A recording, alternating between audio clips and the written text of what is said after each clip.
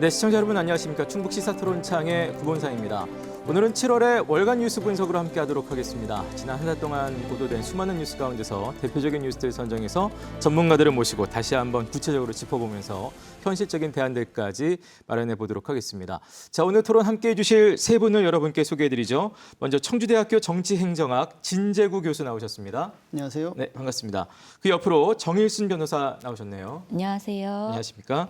자, 맞은편에 서원대학교 경영학부 신용환 교수 나오셨습니다. 네, 안녕하세요. 네, 반갑습니다. 자, 세 분과 함께 월간 뉴스 분석 시작하겠습니다. 자, 그러면 첫 번째 영상부터 만나보시죠. 김영환 충북지사는 후보 시절부터 충북의 호수 개발을 강조했습니다. 충주호와 대청호 등 757개에 이르는 충북의 호수를 관광지로 개발하는 자칭 레이크파크 르네상스입니다. 지난 7일 취임 후 현안 1호 결재로 이 사업 추진 방향에 서명을 했습니다. 다음 날인 8일에는 용산 대통령실 시도지사 간담회에 참석해 레이크파크와 관련해 댐 주변 규제 완화를 대통령에게 요청했습니다.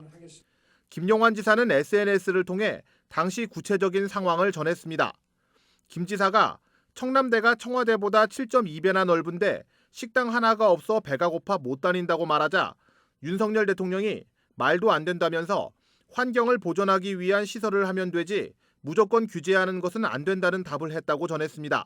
김 지사는 평소 영국 북부 지역의 레이크 디스트릭트나 스위스 인터라켄 지역을 레이크파크의 모델이라고 강조해왔습니다.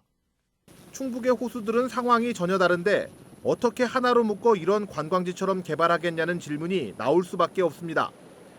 특히 호수 지역은 상수원 보호구역 규제를 받고 있는데 해결이 쉽지 않을 것이라는 지적도 나옵니다. 일단 영상 뉴스 어떻게 보셨는지 진 교수님부터 간단하게 좀 들어보겠습니다. 예, 뭐 구상은 매우 참신하고 좋을 수 있지만 현실적으로 들어갔을 때 이것을 환경 규제라고 하는 이 커다란 벽을 넘을 수 있느냐, 이에 대한 그 사전적 고려가 미흡하다는 점이 많은 문제로 지적되고 있습니다. 예. 어쨌든 이 사업을 완전 중단한 것은 아니기 때문에 추가적인 검토를 통해서 어떤 방향으로 나가게 될지는 좀 지켜봐야 될 것 같습니다. 네, 신 교수님은 어떻게 보셨습니까? 네, 그 관광 자원이 상대적으로 부족한 우리 충북에서 물론 이제 제천, 단양을 포함한 북부권에서는 자연 환경을 활용한 관광 자원이 발달돼 있는데 네. 주로 이제 포인트를 맞추는 거는 우리 청주권을 중심으로 대청댐 등 중심으로 해서 스토리, 그다음에 레저, 스포츠 이런 것들이 다 어우러지는 새로운 미래형 관광 개발로 충분히 인정을 할 수가 있는데 문제는 각종 규제와 네네. 어떤 제반 여건 내용들을 고려하지 않고 좀 졸속으로 한 거 아니냐 이런 느낌들이 많이 듭니다. 우선 당장 이름부터 어렵죠. 레이크파크 르네상스 프로젝트입니다.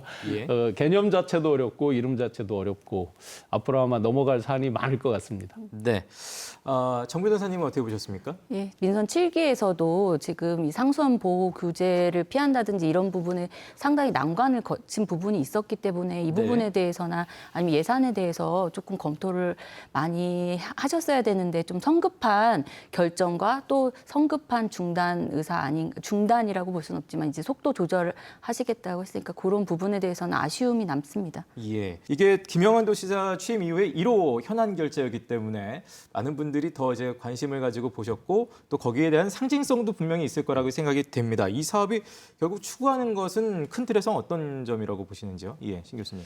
네, 일단 이제 크게 4개 권역으로 나누어서 개발을 하는 걸로 했잖아요. 근데 이제 북부권이나 중부권까지는 충분히 잘 커버가 된다고 봅니다. 네. 근데 이제 가장 크게 대청호를 중심으로 한 청주권, 많은 분들이 다 상수원 보호구역에 대한 그 규제 염려를 하고 있습니다. 마침 최근에 이제 미호강 프로젝트다. 그다음에 이제 전기배를 띄우는 거 각 군당 한 척씩 해서 전기배를 이제 금강 중심으로 해서 하는 것으로 지금 최근에 이제 협의가 잘 이루어지고 있고 이런 분위기 전반적인 분위기가 괜찮은데 네. 가장 중요한 이제 상수원 보호구역 무려 42년 전에 지정이 돼서 지금까지 안 풀리고 있는데 예. 그럼 이런 부분까지 생각해 보면 이미 북부권은 잘 되고 있었고 새롭게 하는 이 대청댐 주변 이 부분이 이제 핵심인데 그 부분에 대한 거를 미리 준비하지 못한 거 아니냐. 네. 그러니까 지금 소위 말해서 용역, 연구 용역에 대해서 일단 유보를 했죠. 예.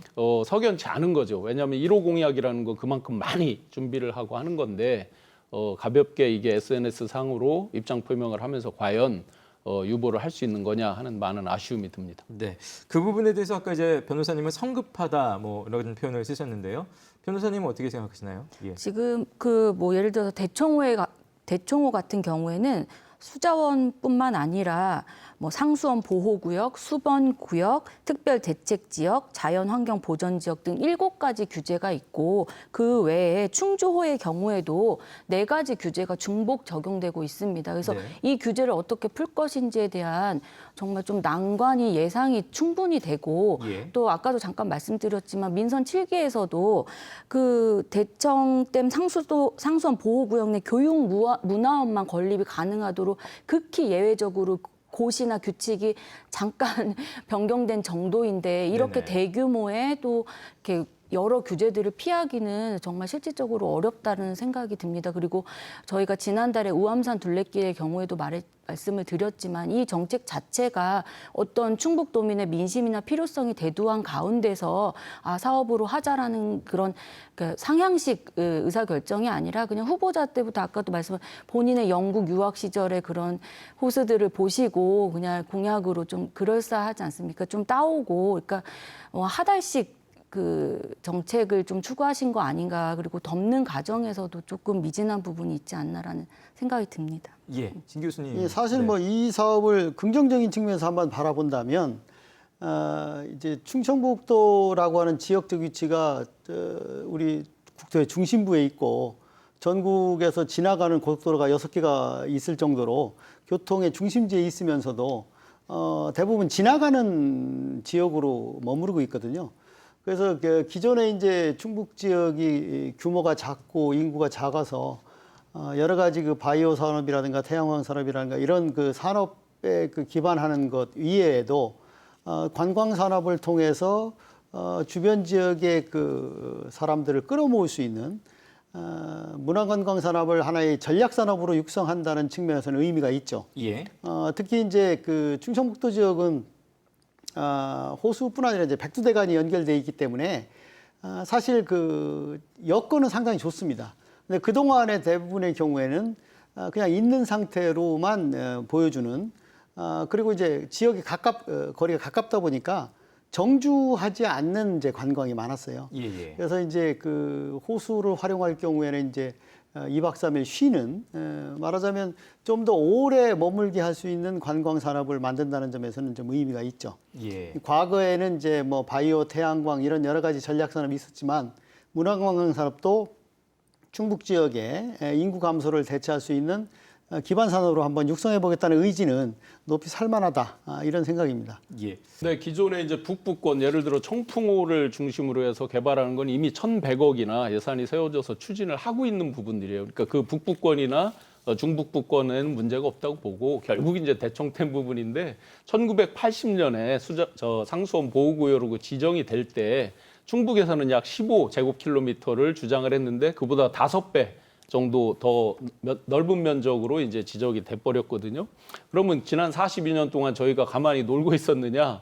열심히들 노력했죠. 특히 네. 전임 이시종 그 지사님 때도 비서실장님 등등을 통해서 많은 노력을 해왔고 그런데 이제 풀지를 못했습니다. 그건 앞으로도 아마 상당 기간 쉽지 않을 거라고 보고 또 이해관계가 걸려 있는 각종 기관이나 어떤 환경단체 등등의 그 반대도 꽤나 클 걸로 보여집니다. 예. 물론 거기서 이제 저희가 주장할 수 있는 게 기존에 국토교통부도 15제곱킬로미터에 동의를 한 바가 있었습니다. 과거에. 그렇다고 그러면 좀 범위를 좁혀서 보호구역 지정을 하고 나머지는 좀 해제해 줄 수 있는 거 아니냐. 이 부분은 왜 중요하냐면 그게 해제가 되지 않았을 땐 예산의 문제, 민자를 도입한다 하더라도 들어올 수가 없는 거죠. 네네. 그래서 그 부분에 집중적으로 노력을 하고 그게 가능성이 없다 그러면 전반적으로 이 계획을 청주권은 다시 검토해야 되는 이런 문제가 있는 거죠. 예.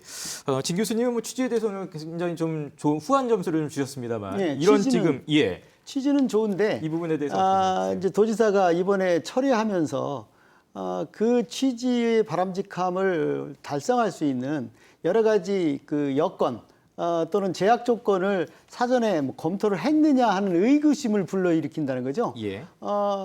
기본적으로 우리나라의 경우에 이제 그 북한강이나 남한강의 경우도 마찬가지고 다른 지역도 마찬가지지만 이게 그 상수원 보호구역의 규제는 많은 국민들도 동의를 해요.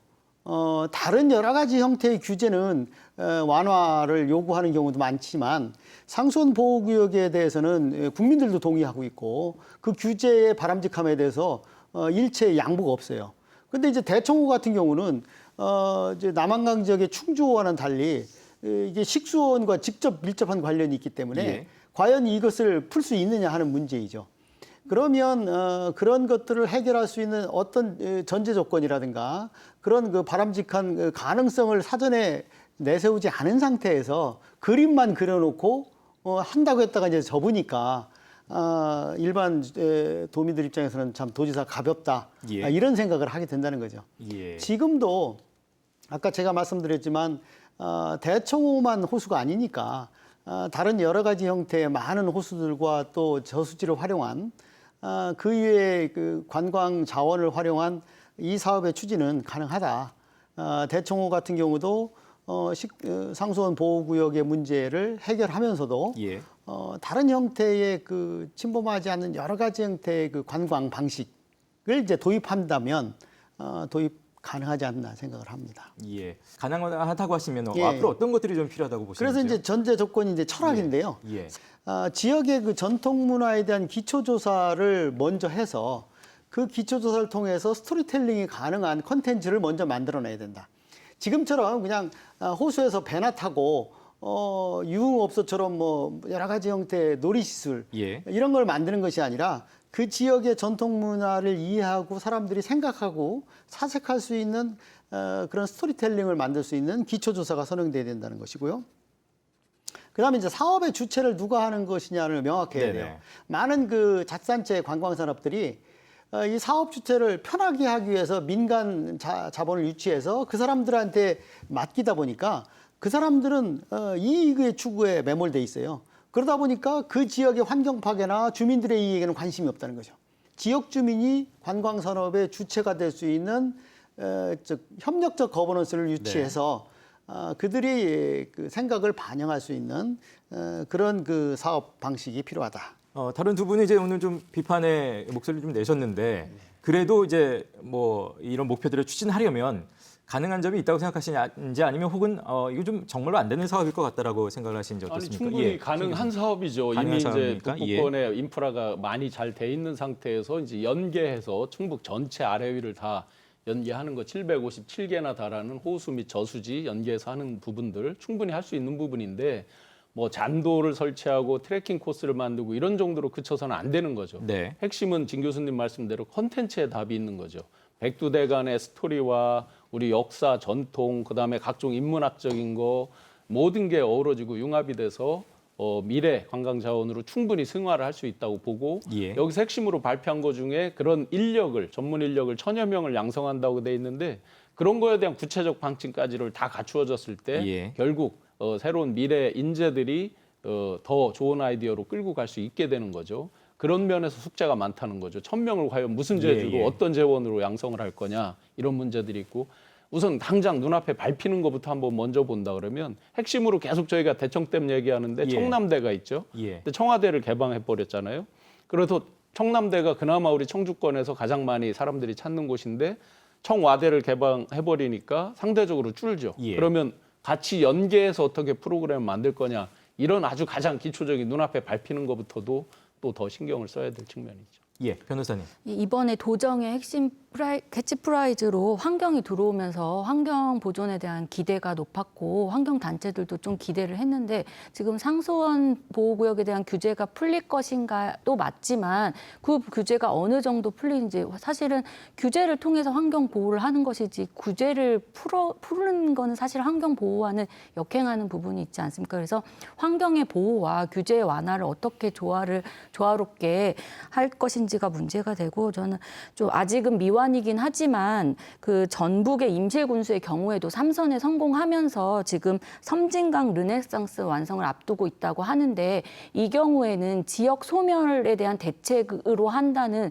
목표와 명분이 확실했고 그 임실군수가 정말 팔방으로 뛰어다니면서 취임 초기보다 지금 약 예산이 3년 연속 5천억 원을 돌파하면서 본인이 취임할 때보다 예산을 78% 정도 상승시켜서 군에 부분에 정말 좀 발전을 도왔다고 합니다. 이런 부분들을 보면 우리의 르네상스도 꼭 성공될 수 있고 되어야만 하는데 이 부분에 있어서 시작과 조금 지금 잠깐 멈춤을 할 때 절차적인 부분들을 앞으로도 좀 잘 살폈으면 하는 바람이 있습니다. 예. 지역 소멸, 인구 소멸에 대한 대책으로 한다라고 하면 사실은 이제 슬로건은 좋은데 현실적으로 참 힘들다고 보는 게 우리가 1,000억 넘게 써서 70개 마을 이상을 했던 산촌마을 프로젝트가 있습니다. 네. 그런 경우도 지금 제대로 이용되는 게 하나도 없어요.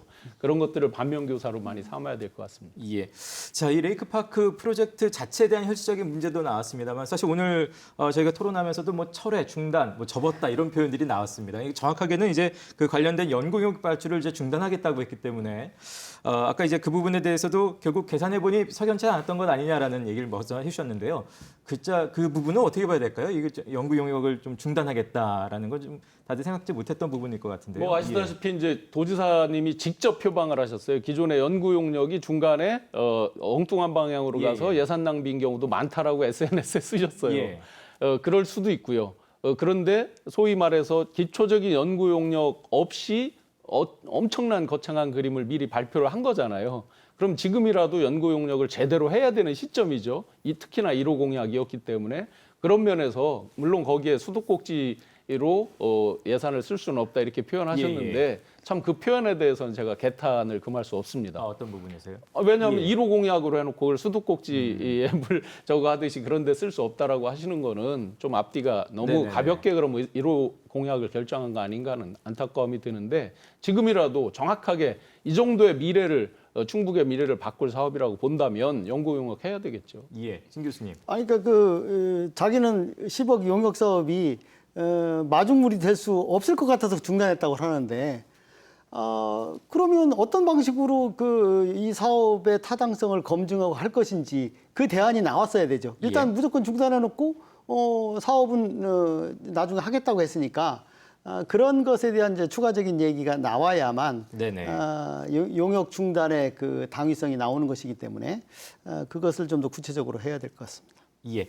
자, 저희가 댓글 있으면 간단하게 좀 듣고 다음 뉴스로 넘어가겠습니다. 예. KY 땡땡님이 물도 좋지만 나무도 많이 심어주세요. 청주를 중심으로 수많은 산단이 생겼고 이로 인한 환경 문제가 비롯되는 만큼 이를 상쇄해줄 자연님이 울창하게 되었으면 좋겠습니다라고 하는 다른 측면의 또 환경에 대한 지적도 있었습니다. 저는 이제 반대 댓글을 찾아왔는데요.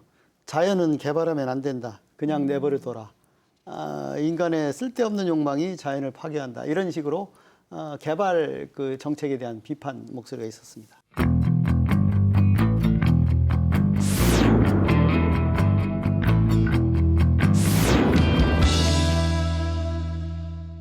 수확철에 돌입한 수박하우스.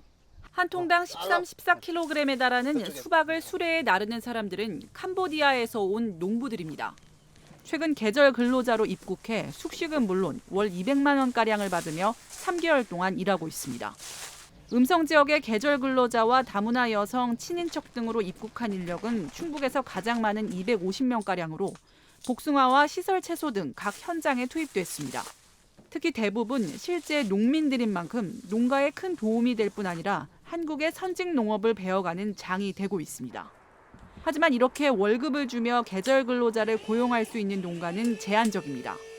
하루씩 인력을 구할 수밖에 없는 영세 소농들은 여전히 수수료를 주며 인력 소개소에 의존하고 있습니다. 이 때문에 중소기업계가 주장하는 외국인 근로자 고용 확대와 최저임금 차등화 등 규제 완화를 농업에도 적용하자는 요구가 현장에선 꾸준히 나오고 있습니다. 일할 사람 구해오겠다는 공약을 내건 후보에 투표했다는 말이 나올 정도로 인력 확보가 각 지자체의 경쟁력이 된 현실. 공공 차원의 상시 인력 공급 체계와 이를 전담할 조직 확보 또한 숙제가 되고 있습니다. 네, 두 번째 뉴스는 농촌 인력난 관련된 문제가 되겠습니다. 뭐 늘 있는 얘기기도 합니다만 특히 코로나 때 더 많은 어려움들을 겪었죠. 세 분 영상 어떻게 보셨는지 일단 변호사님부터 예, 좀 들어볼까요? 예, 말씀하신 대로 하루 이틀 얘기가 아닌데 또 이렇게 농가의 일손을 계속 외국인 근로자한테 의존해야만 하는 현실도 참 개탄스럽습니다. 결국에 이렇게 농가들의 어려움은 결국에는 소비자의 또 부담으로도 오기 때문에 이에 대한 대책이 정말 시급하다고 할 것입니다. 네, 신 교수님 어떻게 네, 보셨습니까? 농촌 인력 부족이 하루 이틀 일이 아닌데 법무부에서 우리 충북이 배정받은 게 약 1,500명쯤 됩니다. 근데 네. 상반기에 들어온 분들이 430명밖에 안 되니까 그야말로 인력을 잘 구해오는 사람한테 지자체장 투표를 하겠다라는 농담이 생길 지경이죠. 그런데 이제 중요한 건 지금부터 이후의 전망이 과연 좋으냐, 그렇지 않다는 거죠. 체계적인 통합 관리 이런 걸 통해서 그때가 아니면 또 농촌 인력은 제때 적기에 그 출하를 못하고 이런 예. 문제가 생기니까 좀 더 세심하게 제도를 정비해야 될 것 같습니다. 네, 신 교수님. 예, 핵심은 농민의 입장에서는 상대적으로 임금이 싸고 지속 가능하고 안정적인 일손을 구하겠다는 그 욕구이고 외국인 계절 근로자 입장에서는 이 제도를 뭐 활용 또는 악용해서 좀 더 임금이 비싼 공장 근로자로 가겠다는 그 의지의 표현이거든요. 사실 우리나라의 계절 근로자로 오는 그 외국인 노동자들도요. 한국의 임금 사정을 뻔히 압니다. 네. 도시 지역이 훨씬 좋다는 거 알기 때문에 예. 불체자를 감수하고서도 그쪽 가니까 이런 그 소위 그 미스매칭을 어떻게 제도적으로 보완할 수 있느냐 하는 문제입니다. 네. 지금 외국인 근로자들 특히 계절 근로자의 이탈률이 56%나 된다는 것은 뭐 이건 단순히 그냥 개인적인 차원이 아니라 이미 조직적으로 나간다는 의미거든요. 예. 이 문제를 자치단체나 법무부에서 좀 심각하게 봐야 될 것 같습니다. 네. 아까 신 교수님 이제 법무부의 1,500명도 이제 그게 네네. 외국인 근로자에 대한 일종의 TO를 이제 예, 충북이 TO 를. 받은 거고요. 예, 충북이 예. 네 번째로 전국에서 많습니다. 예. 자, 그만큼 이제 농사에 있어서 정말 많은 부분을 요즘은 그렇게 외국인 뭐 계절 근로자, 외국인 근로자들에게 의지를 하고 있는데 이것도 이제 잘 활용이 되는 부분이 있고 정말 그야말로 하루하루 이제 농사 이렇게 하시는 그런 규모에서는 또 그것조차도 이제 쓰기 어려운 분들이 있어서요. 참 어떻게 하면 지속적으로 안정적으로 공급을 좀 할 수 있게 하도록 할 수 있을까요? 하는 질문이 나올 수밖에 없습니다. 예, 이 부분에 대해서 어떻게 생각하시는지. 예, 외국인 이제 농촌 인력 중개 센터를 운영을 하고 있는데 아시다시피 이제 이 농촌에서의 외국인 인력은 뭐 매일 상시 고용해서 안정적으로 있는 게 아니잖아요. 일을 네네. 필요할 때 뭐 예를 들어 갑자기 10명이 투입됐다가 또 수확이 끝나면 또 다른 그렇겠죠. 쪽으로 가고 뭐 예. 이런 식이다 보니까 통합적으로 전국적인 네트워크를 유기적으로 가면서 서로 이 숫자 맞추고 하는 것들을 좀 유기적으로 할 수 있을 텐데 현행 법을 보면 또 자기가 받은 TO의 사람을 자기 집에서 쓰지 않고 딴 데로 보내면 불법이잖아요. 네네네. 예를 들면 이제 이런 제도적인 거.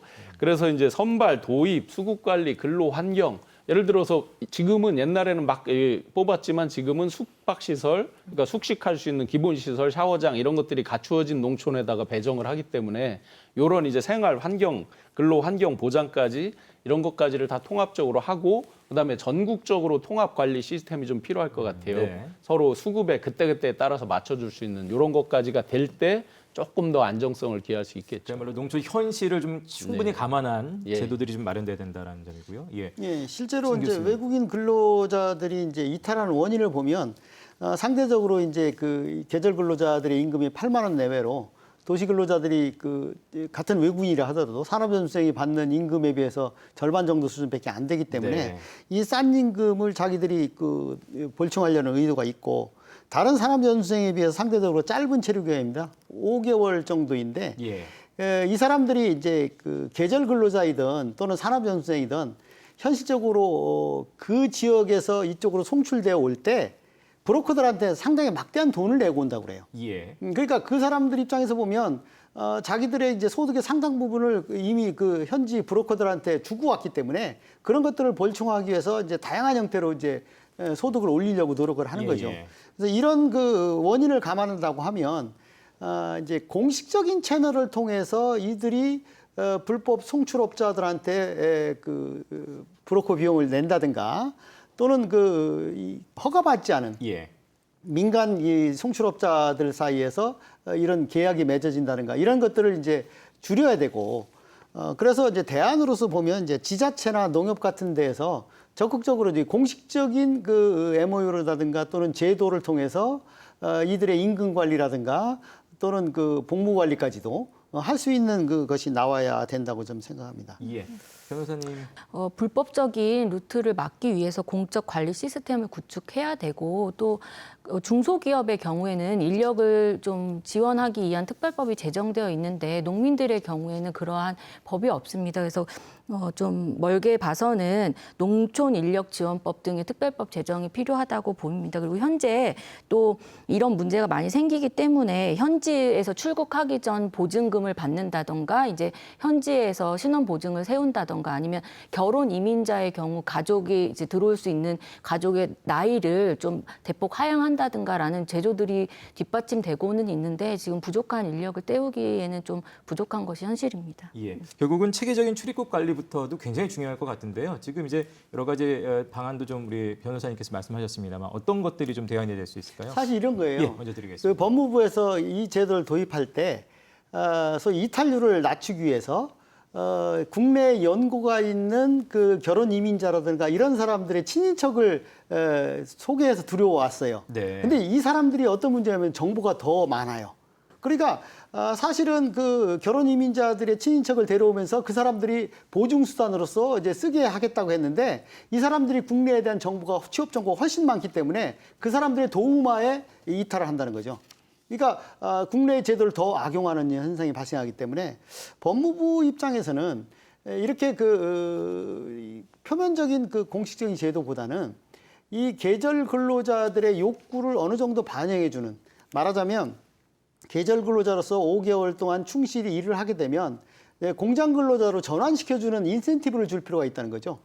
이들이 불법을 저지르지 않더라도 산업연수생의 신분을 확보할 수 있다든가 네. 또는 여러 가지 방식으로 그들에게 그 이탈의 그 유혹을 느끼지 않도록 인센티브를 맞는 예. 그런 것들이 필요하다 이런 생각이 들고요. 또 하나 이제 장기적으로 보면 우리 이제 이 밭농사에서 이런 문제가 이제 발생을 하잖아요. 그래서 이 밭농사에서도 내국인 인력을 어떤 식으로 활용할 것인지를 좀 생각해 봐야 되고요. 예. 밭작물 기계화 문제는 우리 농가의 현실, 고령화되고 인구가 줄어드는 그런 문제를 감안한다면 이 밭작물 기계화 문제도 다른 차원에서 같이 좀 논의해야 될 필요가 있다고 생각합니다. 네, 신 교수님. 일본에서 이제 필리핀 근로자 약 8천여 명을 이렇게 이제 비슷하게 고용하려고 해서 서로 양국 간에 협의가 됐는데 법무성에서 이 관리의 어려움으로 결국은 이제 부결이 되고 오랫동안 그게 지연된 이런 일들이 있었습니다. 네. 구덕이 무서워서 장 못 담근다. 결국 이탈하는 게 무서워서 뭐 들여오지 못한다. 이런 거는 이제 말이 안 될 거고요. 결국은 우리가 얼마나 체계적으로 관리하느냐인데 예. 결국 이탈하는 핵심이 진 교수님 말씀대로 임금에 대한 격차잖아요. 8만 원 정도 주는데 보통 진천이나 음성 이런 데 이제 공단도 굉장히 많이 그 사람이 필요하고 모질라고 하다 보니까 많게는 20만 원 넘게, 그러니까 격차가 뭐 2배에서 3배. 그러면 브로커한테 일부 이렇게 불법적인 거를 해서 내는 것까지를 감안해도 훨씬 더 이제 예. 2배까지 남는 장사다 이렇게 판단들이 되니까 자꾸 하는 거잖아요. 그럼 그런 거에 대한 보완 대책이 필요할 것 같아요. 차등 임금제, 외국인들에 대해서 지금 동등하게 하려는 부분을 업종별로 또 국내 외국인 이런 부분을 달리해서 얼마든지 좀 융통성 있게 쓸 수 있게 해주는 부분이라든지 농가에서 다른 용도로 다른 집에 파견 이런 거 보내면 하는 부분에서 이제 불법으로 뭐 그걸 장사처럼 하는 분도 있다고 하는데 그런 부분에서 조금 더 이제 돈을 예를 들어서 예. 임금을 좀 더 올려서 줄 수 있는 현실적인 지원 방안이라든지 이렇게 현실적 지원으로 제도를 보완해야 된다고 봅니다. 서두에도 말씀드렸다시피 이 농촌 인력을 외국인 계절 근로자에만 네. 의존할 것이 아니라 정말 중장기 질문처럼 중장기적으로 내국인을 우리 국민을 어떻게 농업으로 다시 좀 부를 수 있는가라는 부분에 대해서 농민 육성에 대한 고민이 진지하게 필요할 때라고 보이고요. 또 이렇게 일단은 계절 노동자로 와가지고 불법 체류하는 일들이 많이 양산되고 이게 정말 손잡을 수 없이 커지게 되면 이건 심각한 사회 문제가 될 수도 있습니다. 그래서 이런 부분을 위해서도 또 고용노동부라든지 법무부, 농림축산식품부로 나누어져 있는 외국인 계절 근로자나 입국에 대한 그것을 한꺼번에 할 수 있는 컨트롤 타워 등도 좀 필요한 상황이라고 생각합니다. 예.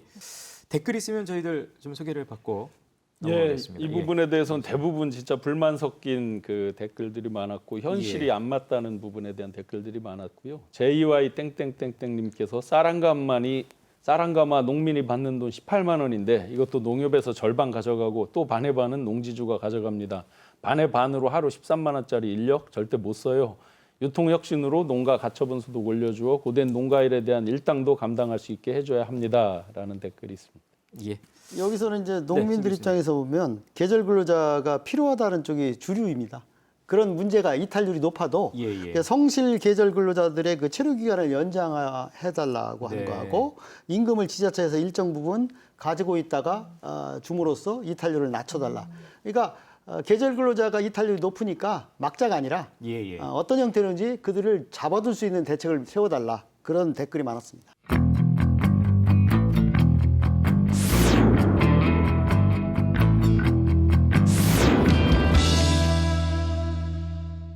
지난 19일 정부는 반도체 관련 인재 양성 방안을 발표했습니다.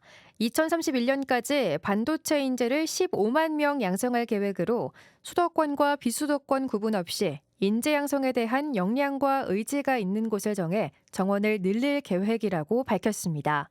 수요 조사에 따라 증원이 이뤄지게 된다면 사실상 수도권 대학 위주로 정원이 늘어날 가능성이 큽니다. 수도권 쏠림 현상이 우려됨에 따라 지방대학들의 거센 반발을 부를 것으로 예상됩니다.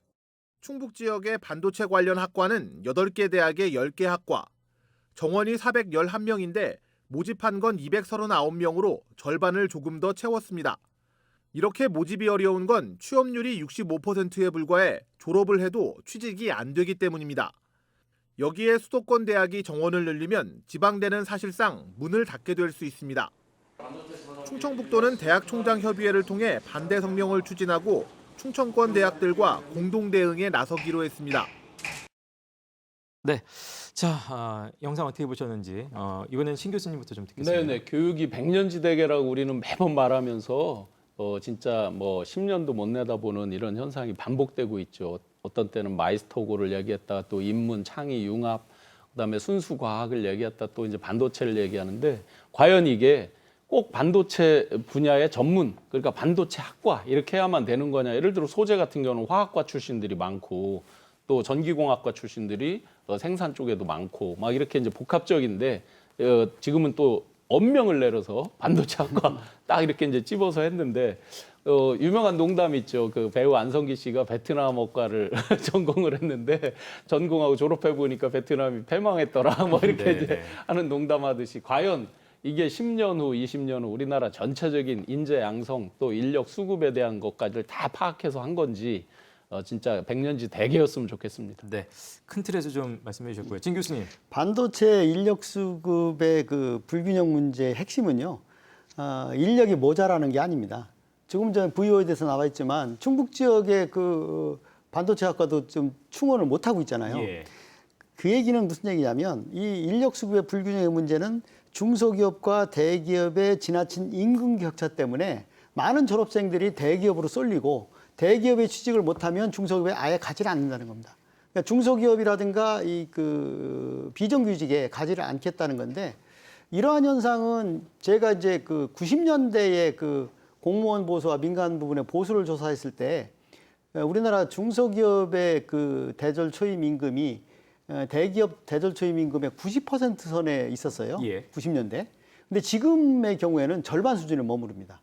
그러니까 중소기업에 가지 않는 젊은이들 보고 뭐라고 할 수 없는 게 임금이 절반 선 정도밖에 안 되는데 무조건 가라고 할 수가 없거든요. 예. 그러니까 이게 인력의 그 부족 현상이 아니라 미스매칭 현상인데 단순히 반도체 학과를 증설해서 많이 뽑아 놓으면 그들이 중소기업에 가겠나 하는 문제이죠. 이 문제는 정부에서 인력 수급 문제에 대해서 그 근본적인 문제 진단이 잘못됐다고 보고 다른 형식의 접근이 좀 필요하지 않나 생각을 합니다. 취업생의 어려움을 그대로 이제 이 예, 반도체 그러니까 가지고 있다는 이거는 말씀이시죠? 졸업생이 없는 게 아니라 예. 졸업생들이 가지 않는 문제에 대한 진단부터 이루어져야 예. 된다 생각을 합니다. 변호사님. 예, 기업체 입장에서는 또 그 대학 졸업 자가 없는 것이 아니라 정말 고급 기술을 구현할 수 있는 석박사급 인재가 부족하다라는 하소연을 하고 있는데 예. 이렇게 대학 학과를 하나 신설하는 것만으로 증원하는 것만으로 문제 해결은 되지 않을 것 같다는 생각이 듭니다. 그리고 또 지금 이제 저희가 말씀하는 것처럼 이 문제는 사실은 지방대 소멸을 가속화할 수 있는 부분이 있는데 지금도 이제 지방대학 총장님들만 열심히 이렇게 말씀하시고 싸우고 계시지만 우리 충북도뿐만 아니라 다른 지역에서도 대부분의 지역 정치권의 말씀들은 찾기가 어려워서 이 부분도 역시 아쉬움으로 남습니다. 네. 지금 변호사님 이제 지방대 소멸이라는 표현 쓰였는데요. 실제로 이제 지난 19일이었습니다. 반도체 관련해서 인재 양성 방안에 대해서 비수도권 지역대학에서는 그야말로 수도권 쏠림이 심화되면서 지방은 다 이제 고사되는 거 아니냐 이런 지금 우려의 목소리들이 나오고 있거든요. 실제로 그렇게들 생각을 하시는지 아니면 거기에 또 덧붙여서 어떤 문제가 좀 예상이 되는지 말씀 좀 해주시죠. 이미 지금도 수도권의 쏠림이죠. 현재도 우리 충북에 8개 대학에 10개 학과가 있지만 역시나 정원을 못 채우고 있죠. 지금 411명 모집에 239명밖에 못 채우고 있다 이거죠. 아까 VOD 나온 대로 취업률이 65%밖에 되지 않는다. 네. 그럼 지금 예를 들어서 삼성전자나 SK 연구소가 어디 있습니까? 가장 밑으로 내려와 있는 게 분당입니다. 그 밑으로는 안 오는 거예요. 그러니까 석박사급 이상 고급 인력 이런 사람들이 그 밑으로 거의 오지 않으려고 합니다. 예. 그러면 지금 이제 석박사급을 양성하는 게 그러면 지방대학에 있느냐? 주로 수도권 대학에 있는 거죠. 그러니까 지금도 이미 쏠림인 데다가 이게 지금 5년간 약 340조 원을 투자를 해서 반도체 인력 10년 동안에 15만 명을 양성한다 이렇게 돼 있는데 아마 가장 관건은 학부생이 아닐 거예요. 학부는 아까 말씀드린 대로 다양한 전공 속에서 나중에 그게 반도체라는 큰 이름으로 합쳐지는 거지 네네. 반도체 학과 이렇게 하는 그 부분이 중요한 게 아닐 거란 말이에요. 그러면 석박사급 인력을 양성해야 되는데 숫자로 한번 예를 들어 볼게요. 충북 지역의 어느 대학이 한 50명을 뽑는다고 한번 해봐요. 그러면 1인당 등록금이 지금 제한돼 있으니까 한 600만 원에서 700만 원. 그러면 해봐야 그거 가지고 한 예를 들어서 4억 정도, 5억 정도 이내인데 등록금으로 받는 게 네. 그럼 요새 반도체 학과 이런 거 관련된 전공의 교수님 한 분 뽑으려면 연봉 1억 5천만 원 줘도 지금 못 뽑는다는 거잖아요. 정주 요건 숙식하는 것도 지방에 하려면 더 어렵다는 거 아니에요. 가족을 데리고 내려올 일 별로 없고요. 요즘 세태로 봤을 때. 그렇다고 보면 교수님 몇 번 뽑고 아무것도 못 하는 거예요. 근데 반도체가 시설 장비가 엄청나게 비싸잖아요. 연구하려면. 그러면 기껏 이제 정부에서 발표한 것도 보면 기업체에서 쓰던 중고 장비 이런 걸 갖고 훈련하게 한다라고 이미 교육부에서 발표에 그렇게 돼 있어요. 그러면 그 지역에서 지방에서 만드는 대학들이 그걸 또 다 무상으로 받을 수 있느냐 하는 문제부터 시작해서 돈으로 예산으로 봐도 대학에게 이 인재 육성을 다 맡기는 게 정말 어렵죠. 그러니까 계약학과 이런 게 중요한데 계약학과는 다 서울 수도권에 몰려 있는 거죠. 예. 사실 이 문제를 보면서 이제 생각나는 게 2016년도에 박근혜 정부 때죠. 그 산업연계 교육 활성화 선도대학 사업이라고 해서 프라임 사업이라고 해서 산업체가 원하는 그 전공 분야의 학과를 늘리기 위해서 교육부가 6천억 원의 재정 지원을 3년간 했어요. 예. 그래서 전국에 있는 30-40개 대학을 선정해서 한 대학당 40억씩 지원을 이렇게 해줬는데 그 당시에 필요했던 인력이 뭐 바이오, 소프트웨어 또 뭐 여러 가지 정보통신 분야 이렇게 했단 말이죠. 지금 반도체하고 똑같아요. 그 인력을 하기 위해서 교육부가 막대한 재정 지원을 통해서 산업을 뽑았는데 그렇게 해서 3년 동안 투입한 학과들이 지금 미달 사태를 보고 있어요.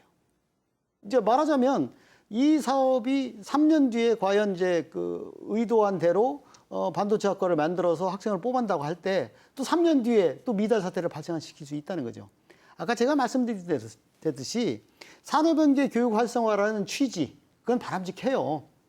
근데 그 당시에 이 프라임 사업에서 나타났듯이 그 분야의 인력이 나오지 않아서가 아니라 그 분야의 인력들이 원하는 직장과의 연계 문제를 해소하지 않았기 때문에 이런 그 재정 지원 사업이 단순히 관료들의 대학 그 길들이기 이 용도로만 쓰였어요. 지금도 이제 예를 들어서 이제 반도체 지원과 관련해서 수도권 대학과 지방 대학의 정원을 만들기 위해서 막대한 재정 지원을 한다고 치면 다들 이제 교육부 눈치 보기 위해서 이걸 만들 거냐 말 거냐. 좀 머리가 좋은 대학은 그 3, 40억 원의 재정 지원을 받기 위해서 더 많은 돈이 들어갈지 모르기 때문에 우리는 안 하겠다고 할 것이고 그래도 그걸 하겠다고 하는 대학이 있을 수 있지만 나중에 그것이 커다란 짐으로 올 수도 있거든요. 그래서 이제 정부가 단기적으로 어떤 분야의 인력이 부족하다고 하면 그걸 대학에다가 만들어서 인력 양성하면 되지. 이런 단순한 발상에서 좀 벗어날 필요가 있어요. 예. 중요한 것은 인력이 지금도 양성되고 있고 어디선가 나오고 있어요. 이 사람들을 어떤 식으로 기업과 연계시킬 거라고 하는 이 좀 더 예. 포괄적인 생각부터 앞서가야 된다 생각을 합니다. 예. 변호사님. 예, 이걸 지역 소멸과 함께 이제 같이 보면은 대학은 인구 집중 유발 시설로 분류가 돼서 그나마 수도권 정비 계획법상 증원할 수 없도록 묶어놨던 것입니다. 근데 이것을 지금 이제 정부에서 대통령의 얘기대로 이 규제를 풀게 되면 법률의 개정이 없이도 그 국가적 필요성, 공익을 이유로 이제 예외적으로 위원회에서 의결이 되면 이게 추진이 될 수 있는데 아까도 말씀드린 것처럼 그 대학 자체가 인구 집중 유발 시설이다라는 거는 이론의 여지가 없는데 지금 이거를 풀게 되면 거의 이제 자연계열 입학을 희망하는 학생들에게는 그 대학 한 개가 더 생기는 효과가 됩니다. 그러면 결국에는 그 자연계열을 원하는 다른 지방 대학은 여전히 그 학생을 모집하기가 힘들 네네. 것이고 그게 순차적으로는 지방대의 몰락과 그 주변 지역 사회에 또 영향을 미칠 수 있기 때문에 지역 사회에서는 큰 문제로 다뤄야 될 부분이라고 생각합니다. 예. 수요 공급까지를 고려해 보면, 그러니까 취업을 위해서 이제 노력하고 있는 그런 대학생들까지 다 고려를 해보면 계약학과가 가장 현실적이긴 한데 계약학과는 이제 정원에 구해도 안 받거든요. 그런데 이 계약학과가 지금 예를 들어 삼성전자, SK 하이닉스를 중심으로 전부 수도권의 스카이 중심으로 돼 있단 말이죠. 사실은 이제 지방대학의 계약학과를 하려면 일단 아까 교수님들이 지방에 안 오려고 예. 하는 것부터 시작해서 주로 이제 산업 현장, 기업체에 있는 분들이 해당 그 교수를 할 텐데 이분들이 기업에 있을 때 연봉만큼도 대학에서 맞춰주기가 어려워요. 기업에서 그분들이 뭐 1, 2억 이상을 다 받는 분들이라서 그것도 현실적으로 어렵고 그다음에 이게 정규직 교수가 아니고 예를 들어서 반도체 업황에 따라서 또 몇 년 후에 네네. 없어질 수도 있잖아요. 예. 그럼 만든 대학도 그 리스크를 부담해야 되는 거고 또 나오는 교수님들이나 이런 분들도 그걸 부담을 갖고 있는 거라서 네네. 상당히 인력 수급 측면에서 좀 어려움이 있다. 지방대학은. 예. 이게 이제 반도체 관련해 가지고 수도권의 정원을 증원하면 그쪽에 영향을 미치는 것이 왜 문제가 되냐면 일반 이제 국민들 입장에서는 그러면 뭐 망하는 대학은 문 닫으면 되는 거 아니냐 이렇게 생각을 하지만 지방 대학이 갖는 그 중요한 것들 중에 하나가 그 지역 경제의 핵심이라는 거죠. 지난번 코로나 사태 때 3년 동안 대학이 문을 이제 걸어다 잠그면서 그 지역의 상권이 초토화됐어요. 그런 걸 감안한다고 하면 지방의 대학이 왜 존속해야 되는지를 단순히 뭐 지방의 대학이 넘치니까 없애라 그 차원이 아니라 그 대학이 지역 경제에 기여하는 바를 고려해서 대학 정책을 세워야 된다고 생각을 합니다. 네. 자, 반도체 관련해서 저희가 이제 학과 신설에 대한 얘기를 많이 했습니다만 최근에 SK 하이닉스가 청주 공장 증설을 이제 보류한다는 뉴스가 뭐 전국적으로도 많이 또 이슈가 됐습니다. 특히 뭐 전국적으로도 이슈가 됐지만 역시 우리 충북 지역이 느끼는 또 체감이 굉장히 컸을 것 같은데요. 이 부분에 대해서는 어떻게 잠깐 생각하시는지. 예, 4조 3천억이나 되는 M17 공장 이미 부지는 다 되어 있습니다. 예. 테크노폴리스 가보시면 넓게 이제 부지는 되어 있고 M16 공장 할 때 이제 아주 성대하게 했죠. 그 4조 3천억이나 이제 투입되는 거고 한데 이제 이 반도체 메모리, 비메모리의 그 사이클하고 이런 것들을 다 봤을 때 예. SK에서 이사회까지 이제 해부를 했는데 결국 통과가 안 된 거잖아요. 예. 지역으로서는 정말 큰 거죠. 특히나 이제 이걸 많은 지도자들이 지방 선거 때도 써먹었죠. 예. 이러이러한 게 될 거고 마치 이제 당신들이 그 역할을 한 것처럼 또 많이 얘기들 했잖아요. 그러면 앞으로 이게 어떤 지역의 일자리 창출 문제, 지역 경제에 미치는 파급 효과까지 보면 굉장한 충격이죠. 아마 청주시에서는 이걸 제때 다시 할 수 있도록 계속해서 예. 같이 노력을 세게 해야 될 겁니다. 사실 이미 많은 부분 서포트 해놓은 상태이기 네, 때문에 거기서 오는 실망감들이 좀 상당할 것 그게 같습니다. 바로 정부의 정책 미스라는 걸 그대로 보여준 사례예요. 업계에서는 이미 반도체 사이클에 하락기로 접어들었다고 투자를 축소하고 있는데 정부에서는 반도체 인력이 필요하다고 대거 만들겠다고 하니까 이거는 업체의 수요와 정부의 정책이 어긋나는 거 아닙니까? 이 기업의 그 소위 냄새는 명확해요. 예. 이 반도체 사이클에 이제 하락기로 접어들었다고 생각해서 4조 3천억이나 투자를 중단했다는 얘기는 앞으로 취업 인력도 준다는 얘기예요. 근데 정부에서는 반도체 인력 증원하겠다고 만든다? 그럼 나중에 그 사람들이 졸업해가지고 취업 못하면 누가 책임질 거예요? 그러니까 정부 자체가 이런 업체의 그 지금 현실과 이런 것들을 충분히 반영한 정책이 아니라는 것이 이번 사태가 나타난다는 것이죠. 네. 이 문제는 좀 심각하게 고려할 필요가 있습니다. 그렇군요.